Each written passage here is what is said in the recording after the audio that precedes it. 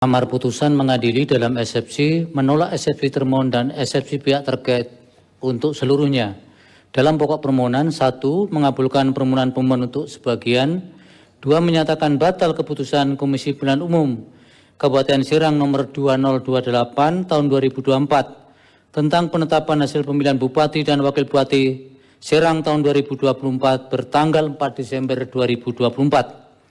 3. Memerintahkan Komisi Pemilihan Umum Kabupaten Serang untuk melaksanakan pemungutan suara ulang pemilihan Bupati dan Wakil Bupati Serang tahun 2024 di seluruh TPS di Kabupaten Serang dengan mendasarkan pada daftar pemilih tetap, daftar pemilih pindahan, dan daftar pemilih tambahan yang sama dengan pemungutan suara pada tanggal 27 November 2024 untuk pemilihan Bupati dan Wakil Bupati Serang tahun 2024 sesuai dengan peraturan perundang-undangan yang dilaksanakan dalam waktu paling lama 60 hari sejak putusan aku diucapkan dan menetapkan sekaligus sebagai pengumuman perolehan suara hasil pemungutan suara ulang tersebut tanpa perlu melaporkan kepada mahkamah.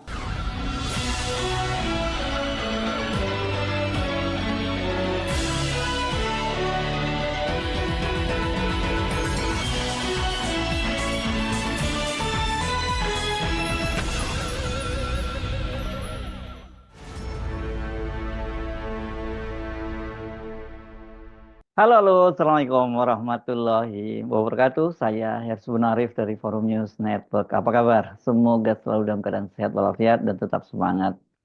Pilkada serentak 2024 tampaknya akan tercatat dalam sejarah sebagai pilkada yang paling rusak, paling hancur-hancuran. Karena dari 40 perkara hasil pemilihan umum atau PHPU yang diputus oleh Mahkamah Konstitusi, 24 perkara itu diputus untuk dilakukan pemungutan suara ulang alias PSU. Merespon putusan dari Mahkamah Konstitusi itu, Ketua Komisi 2 DPR RI Rifki Nazami menilai petugas KPU tidak profesional bahkan lalai baik secara administrasi maupun secara hukum untuk menelisik persoalan mendasar seperti persyaratan administrasi calon kepala daerah. Saya kira ini penilaian dari Ketua Komisi 2 DPR RI itu tepat karena ini bukan hanya persoalan kecurangan, tetapi juga ada persoalan-persoalan yang berkaitan dengan masalah-masalah administratif persyaratan dari seorang calon kepala daerah yang harusnya sudah beres sejak awal itu ya. Apalagi ini kan putusan MK itu bersifat mengikat dan karena itu ya KPUD harus melakukan pemungutan suara ulang dan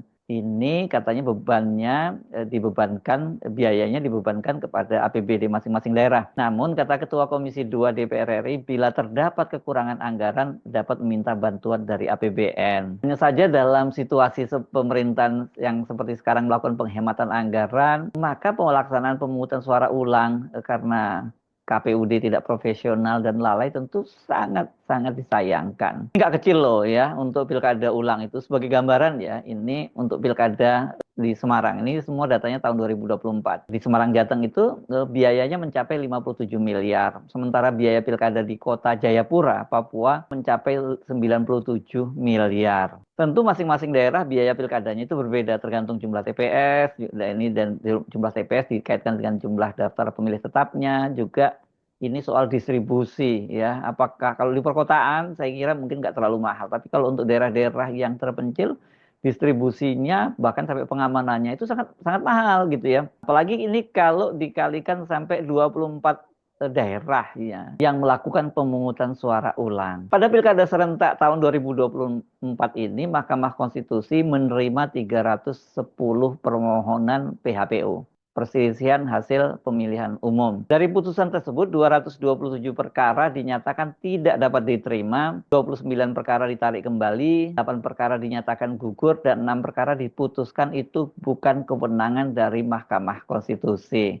Jadi tersisa hanya 40 PHPU yang diterima oleh Mahkamah Konstitusi. Dan kemudian putusannya itu mengabulkan sebanyak 26 perkara, menolak 9 perkara, dan tidak menerima sebanyak 5 perkara. Jadi total dari 40 tadi itu yang ditolak dan tidak diterima itu 14 dan sisanya semua dikabulkan. Tetapi terhadap semua putusan yang dikabulkan tadi itu dapat 24 perkara yang amar putusannya memerintahkan Komisi Pemilihan Umum di daerah masing-masing yang dipersoalkan untuk melakukan pemungutan suara ulang atau PSU. Selain itu, dalam salah satu putusan MK menginstruksikan KPU untuk melakukan rekapitulasi ulang hasil perolehan suara, yakni pada Kabupaten Puncak Jaya. Kemudian pada perkara yang lain, ini terkait dengan PHPU di Jayapura, Mahkamah Konstitusi memerintahkan untuk diadakan perbaikan penulisan keputusan KPU Kabupaten Jayapura tentang penetapan hasil pemilihan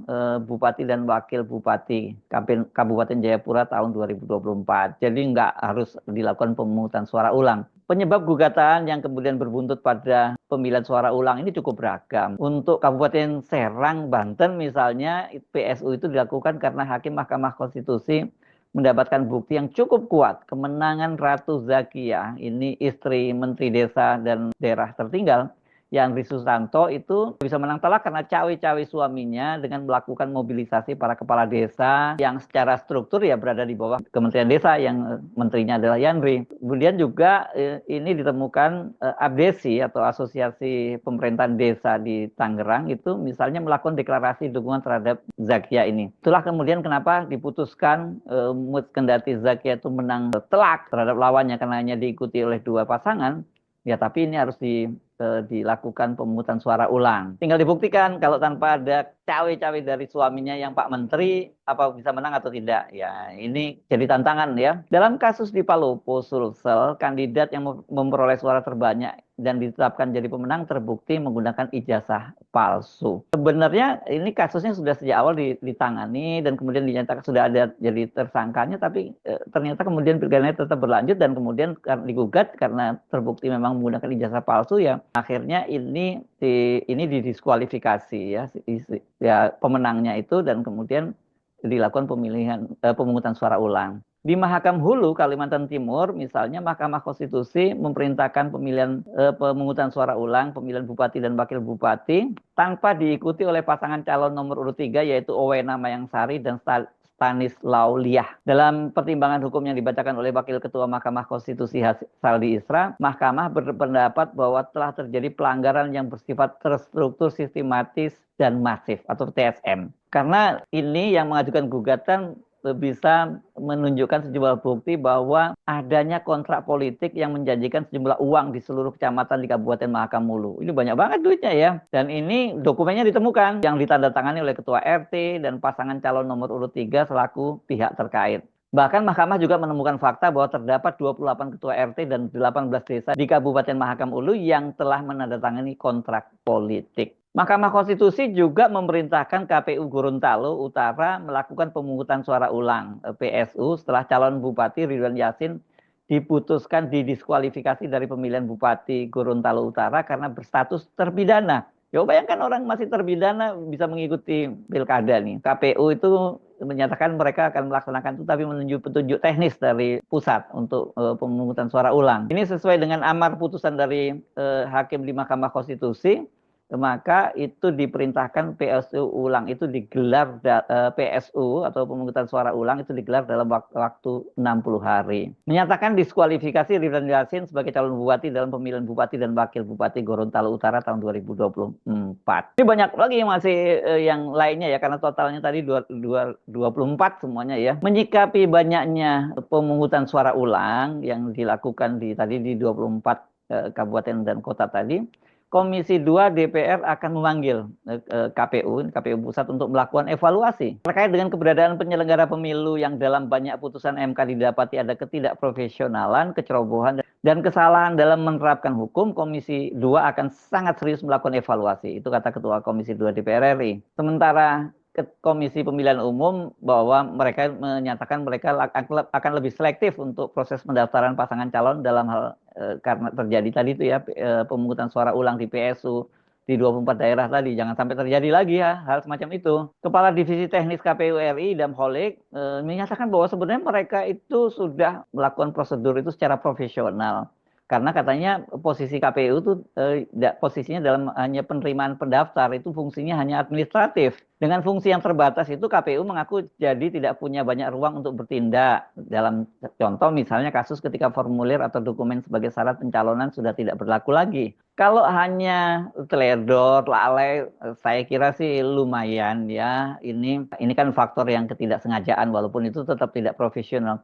Tapi kan selama ini banyak sekali tuduhan bahwa KPU itu sebagai penyelenggara pemilu adalah bagian dari kecurangan itu sendiri, terutama pada waktu Pilpres kemarin ya.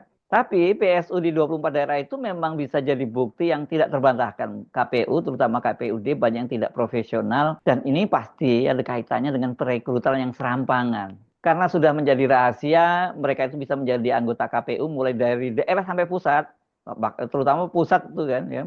Biasanya ini ada sponsornya ini ya, komisioner ini ya sponsornya partai apa gitu dan kemudian pejabatnya siapa dan sebagainya. Ya karena justru KPU itu adalah menjadi kunci biasanya kemenangan dari kandidat apalagi kandidat incumbent gitu ya. Yang begini-begini sebenarnya sudah juga jadi rahasia umum. Jadi yang disebut tidak profesional itu bukan hanya KPU daerah tapi juga sampai KPU pusatnya. Malah kalau KPU pusatnya yang tidak profesional itu jauh lebih berbahaya karena dampaknya ya seperti yang terjadi di sekarang ini ya. Banyak sekali orang yang tidak puas dengan hasil pelaksanaan pemilu dan terutama Pilpres karena tadi para komisioner KPU itu bagian dari kecurangan itu sendiri. Saya Arif dari Forum News Network. Sampai jumpa lagi. Wassalamualaikum warahmatullahi wabarakatuh.